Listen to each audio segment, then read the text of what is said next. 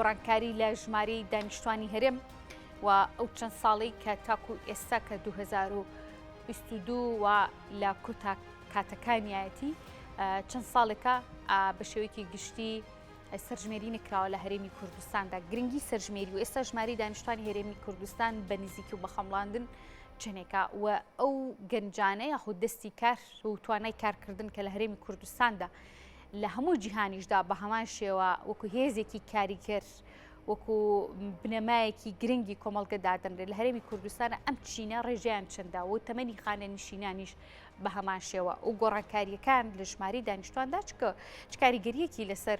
ئەو کۆمەڵگەیە و بە شێوەیەکی گشتی لە هەرێمی کوردستاندا دەبێت لەسەر بابەتە لەگەڵ بەڕێز سیروان محەممەد بەڕێوەبەری گشتی دەستەی ئاماری هەرێم لە وەزارەتی پلاندانان ڕاستەخۆ لە هەولێر میوانمان دەبێت گفتوگوی زیاتر دەکەم کاک سیروان زۆر سپاس بۆ ئامادەبوونت بە شێوەیەکی گشتی دەمەوێت بزانم سەرنجی ئێوە لەسەر یاخود سەرژمێریەکی گشتگیر لە هەرێمی کوردستاندا چییە و پێویستی بە چ میکانیزمێک هەیە و ئەم میکانیزمە لە بەردەستایە بۆ سەرژمێریکردن لە هەرێم؟ بەڵێ زۆر سپاس. سەرژمێری گشتی ئەمە بابەتێکە کە ئێستا چەند ساڵێکە ئێمە هەر باسیەکەین لەگەڵ حکوومەتی عێراق و لەگەڵ وەزیرە یەک بە دوایەکەکانی پلاندانان لەوە ناچێ هێشتا عێراق بڕیارێکی یەکلاکەرەوەی کردبێ بۆ ئەوەی کە سەرژمێری جێبەجێ بکرێ بە شێوەیەکی گشتی لە عێراق بە هەرێمی کوردستانەوە. ئەمەش دوای ئەوەی چەندین کۆبنەوەمان کرد لەگەڵ بەڕێزان لە وەزارەتی پلاندانان، ینی ئەمە گەشتونێتەوە قەناعەتە کە هێشتاوان ئامادەکاری تەواویان نەکردووە بۆ ئەوەی سەرژمێری ئەلکترۆنی لە عێراق ئەنجام بدرێ و ئەوەش پێیان وتراوە لە ڕێگای کۆبنەوەکان و لە ڕێگای پەیوەندی ڕاستەوخۆوەکان. ئیتریستاش چاوەڕێکین ئەمە یاسای بودجێ عێراقیش کە دایمەن ئەو بەشەی کە تایبەتە بە سەرژمێری دیاری ئەکرێ لە یاسای بودجە چۆتە ساڵی داهاتوو بە پێی زانیاریەکان و تا بێ چاوەڕێکین بزانین ساڵی داهاتوو کە بودجەکە پەسەند دەکرێت چەندی بۆ دانێن بە پێی ئەو ڕێژەیە یان بە پێی قەبارەی بودجەکە و کاتە ئێمە توانین بڵێین ئایا ئەم سەرژمێریە ئەکریان ناکرێت. باشە، ڕەنگە زۆر جارگوێبیستی ئەمە بوو بین بۆچی سەرژمێری لە هەرێمی کوردستاندا ناکرێ و ماوەی چەند ساڵێکە نەکراوە کاک سیروان؟ ئەو هەلوو مەرجە لەبارە کەی دێتە ئاراوە بۆم سەرژمێری لە هەرێمی کوردستاندا؟ کێشەکە لەکوایە بە دیاری کراوی؟ بەڵێ ئەمە پرسیارێکی جوانە. سەرژمێری بۆ هەرێمی کوردستان ئەگەر بکرێ بە تەبیعی یعنی لە ڕووی توانای تەکنیکیەوە من ئەتوانم بڵێم دەستەی ئامار و بەڕێوەبەرایەتیەکانی ئامار لە هەولێر و دووەک و سلێمانی ئامادەن کە بتوانین لە ڕووی تەکنیکیەوە کارەکە جێبەجێ بکەین. تەبیعی ئەمێنێتەوە سەر بودجەکەی کە بۆی تەرخانەکرێ ئایا بودجەکەی چەنەبێ و بابەتێکی کەیە. باش، بەڵام بە ناوی سەرژمێری ئەگەر بمانەوێ بیکەین ئەو کاتە بێتە ینی بەرامبەر دەستوری عێراق ئەو کاتە بێتە بابەتێکی سیاسی کە ئێمە نامانەوێ بیکەین بە بابەتێکی سیاسی. ئەو کاتاڵێن ینی هەرێمی کوردستان بۆچی سەرژمێریەکە لە کاتێکدا لە دەستوردا هاتووە کە ناوی سەرژمێری ئەبێ لەلایەن وەزارەتی پلاندانانی عێراقەوە بڕیاری لێ بدرێ بە پێی دەستور کە باسم کردواتە ئێمە گەر بمانەوێ ژمارەی دانیشتوان و پێکهاتەی دانیشتوان و گروپی تەمەنەکان و ئەو وردەکاریانە بزانین ئەبێ بە ڕێگایەکی کەوە بیکەین کە ناوی سەرژمێری نەبێ. بەڵام ئەم حاڵەتە ئەگەر کردمان ئێمە لە دەستەی ئاماروە لە وەزارەتی پلاندانان ئەو کاتە ئێمە ڕەنگە بۆ ناو خۆمان لە ناو هەرێما سوودی ئەبێ، بەڵام ئەو کاتە عێراقیش داوای ڕقممان لێەکا و داوای وردەکاریەکانەکە ئێمە هی خۆمانیان بینێوی ئەوان نەبێ ئەمە چەند سوودی هەیە بۆ هەرێمی کوردستان لە کاتێکدا هێشتا مەشاکلێکی زۆر ماوەتەوە لە مابینی هەرێم و بڵێن لە مابینی هەولێر و بەغا لەسەر زۆر ینی بابەتی هەنووکەیی یان پێشترکە ماوەتەوە. بۆیە ئێمە لەگەڵ عێراقا سەرژمێری بۆ هەرێمی کوردستان گونجاوترەنەوە خۆمان بیکەین، بەڵام ئێمە توانین ڕێکاری تر هەیە، ڕێگای تر هەیە کە بتوانین ئێمە وردەکاری تر لەسەر پێکهاتەی دانیشتوان بەدەست بێنین. ئەو ڕێکاران چییە کاک سیروان؟ وایە ڕوپێوی گەورە هەیە ئەکرێ، پرۆسەی ئاماری تری گەورە هەیە ئەکرێ. ئێمە ینی یەک ڕاستیەکیش هەیە بە بینەرانیش بیزانن و ئێوەش بیزانن ئەو ژمارانەی کە دەستەی ئامار و ئەو وردەکاریانەی کە دەستەی ئامار دەریێنێ باشترە بەکار بێ یان وا بەکار هاتووە تا ئێستا بۆ پلاندانانی گشتی لە هەرێمی کوردستان و پارێزگاکان. یعنی ئێمە ناچینە ناوردەکاری بڵێن چەند فەرمانبەر هەیە ئەمەیشی وەزارەی داراییە یان ناچینە وردەکاری گروپەکانی تەمەن کە ساڵ بە ساڵ چۆنە بێ چۆن نابێ، بەڵام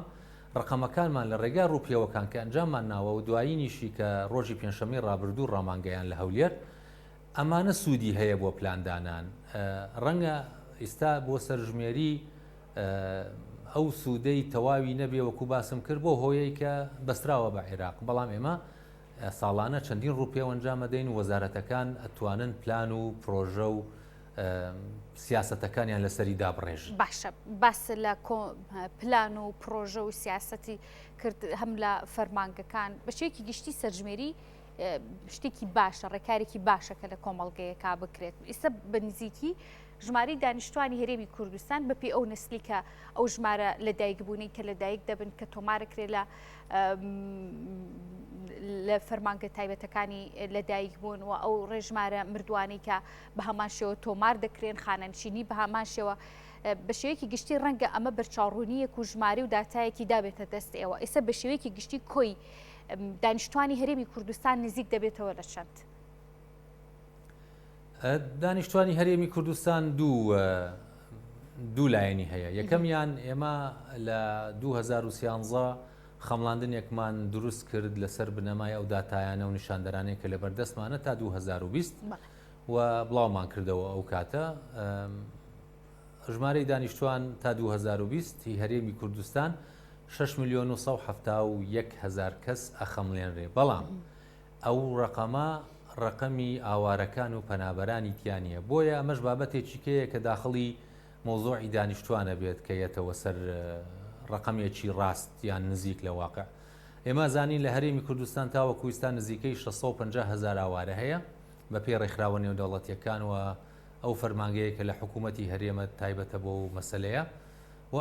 پەنابەریش ببوورە، پەنابەریش نزیکەی 265,000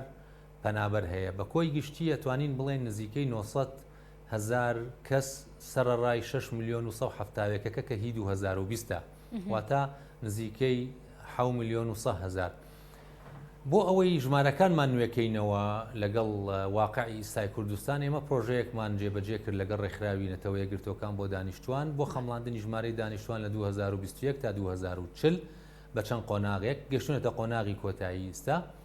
و بەم نزیکانە هەوڵین کە وردەکاریەکانی لەسەر ئاستی هەرێم و پارێزگاکانی هەرێمیش ڕابگەینین لە ڕێوڕسمێکدا، بەڵام ئێمە ڕێکاری ئاماری بەکارێنین نەک ڕقم لە وەزارەی تەندروستی و لە وەزارەتی دارایی وەرگین بۆ ژمارەی خانە نشینان و مردووان و لەدایکبووان، چونکە خەمڵاندنی ژمارەی دانیشتوان تەنها خۆی نابەستێ بە ژمارەی لەدایکبووان و مردووان، بەڵکم فاکتەری تر هەیە کە داخڵە بێت لە هەژمارکردنی ئەو ژمارەیە. لەسەر ئەو بنەمایە ئێمە کارەکانمانەکەین. باشە کاکسیروان، دەزانین کە ئەم سەرژمێریە دەکرێت خاڵێکی زۆر گرنگ هەیە کە بۆ ئەو کۆمەڵگەیە گرنگە، ئەویش تەمەنی کارکردنە، تەمەنی گەنجە. لە نێو ئەلم داهتایی کە جەنابە باسی کرد نزیک دەبێتەوە لە 7 میلیۆن و ئەوەندە چەندێکی توانای کارکردنیان هەیە، چ بە پەنابەران و ئاوارەکان و چ بەوانیشی کە خەڵکی هەرێمی کوردستانن. ڕاستەکەی ئەمە بابەتێکی هەستیارە لەبەرەوەی ئێمە گروپی تەمەنی 15 بۆ 64 ساڵی کە گروپی تەمەنی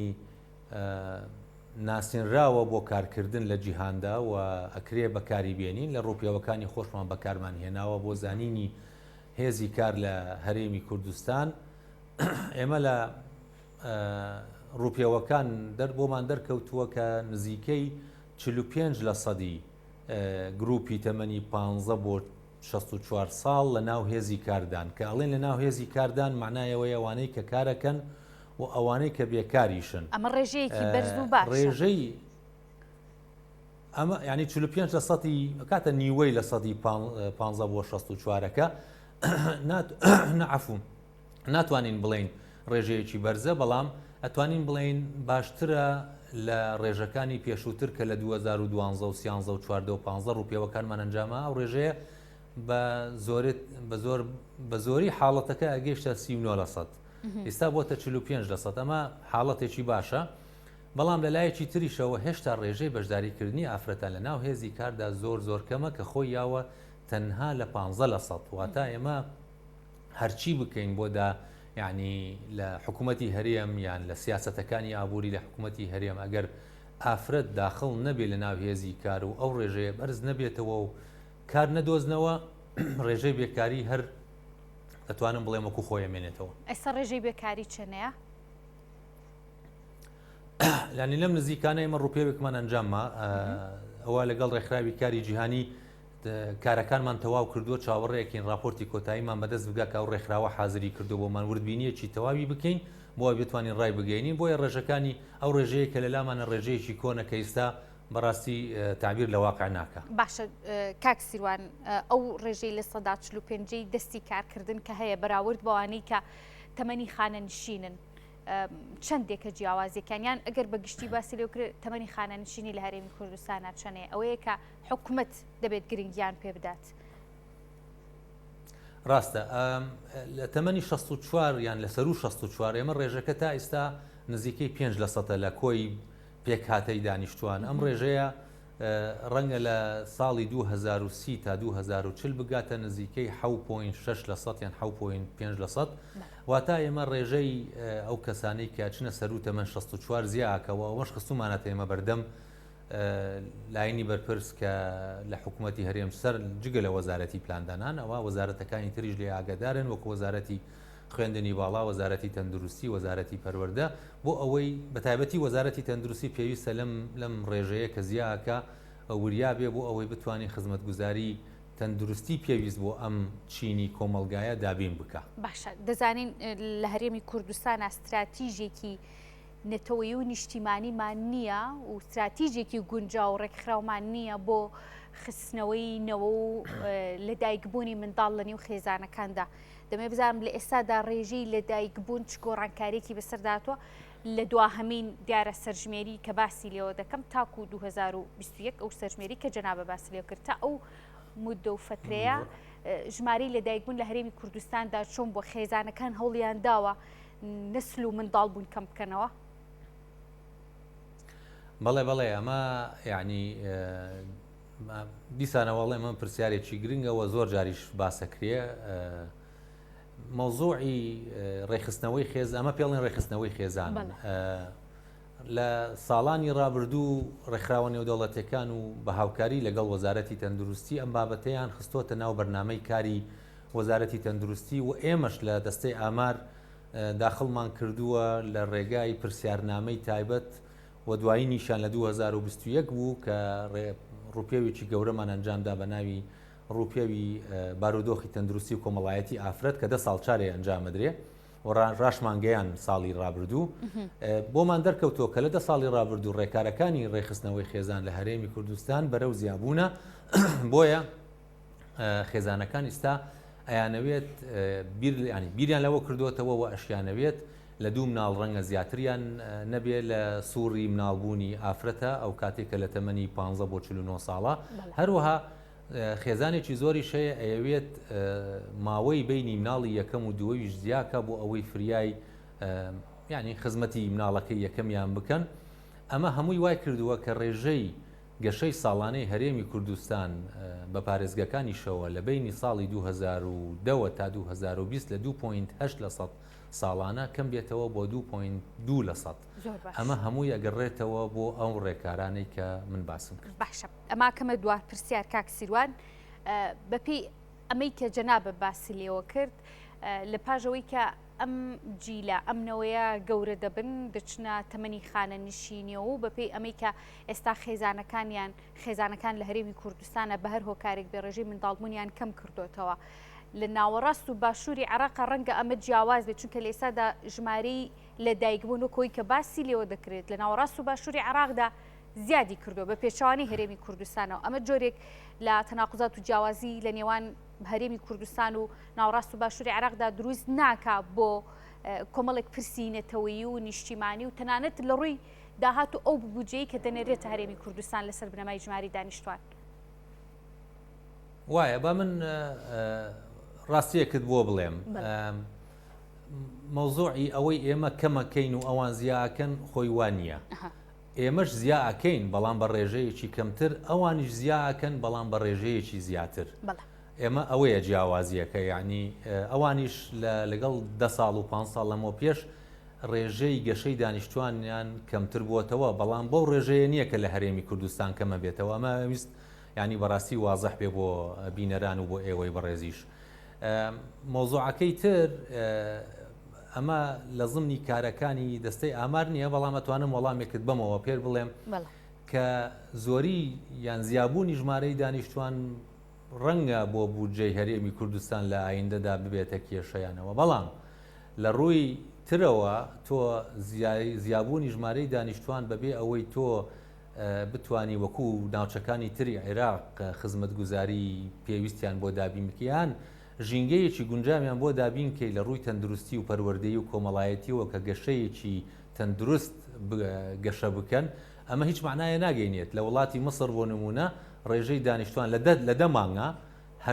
ملیۆنی میلیۆنێک کە زیای کردووە، بەڵام ئەوە معنای ئەوەیە کە بارقورسیەک و گرانیەکی زۆرە خاتە سەر حکوومەت بۆ ئەوەی فریای خۆی بکەوێ. لە عێراق وای لێ هاتووە.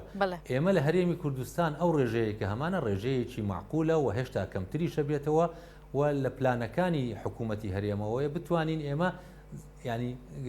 کۆمەلگایەکی گونجاوتر بۆ دانیشتوانی هەرێمی کوردستان دابین بکەین، نەکە ژمارەیان زیابێ وەڵا لەبەر بودجەکە و بودجەیە کە دواتریەتەوە بۆمان ئێمە فریای ناکەوین استیفادەی لێ بکەین لەبەرەوەی بەفیڕۆ ڕوات. باشە، هەرچەند دوا پرسیارم لێ کردی کاک سیروان، بەڵام دەمەوێت بزانم کەی دەست دەکرێت بە سەرژمێری گشتی بەپێی ئەوەی کە کۆنتاکت و پەیوەندیتان هەبێت لەگەڵ ناوەنددا، کەی سەرژمێری گشتی لە عێراق و هەرێمی کوردستان ئەنجامەدرێت؟ پلانێکەیە؟ وەڵام منیش وەکو ئێوە چاوەڕێیەکەم بزانم لە وەزارەتی پلاندانانی عێراق چی بڕیارەیان دوای پەسەندکردنی بودجە ئەگەر پەسەند کرا لە عێراق، و ئێمەش هاوشێوەی ئەوان بتوانین ئامادەکاریەکەم کە هەرچەندە من بە قەناعەتی خۆم و ئەوەی کە بینیومە لە کۆبوونەوەکان و لە سەردانەکان ئامادەکاریەکی تەواو نەکراوە، ژێرخانێکی تەواو نییە بۆ سەرژمێری ئەلیکترۆنی، چونکە ئەمە فەرقی هەیە. بەڕێز سیروان محەممەد بەڕێوەبەری گشتی دەستەی ئاماری هەرێم لە وەزارەتی پلاندانان لە هەولێرە میوانمان بووی، زۆر سوپاس بۆ ئامادەبوونیت کاک سیروان ماندوو نەبی.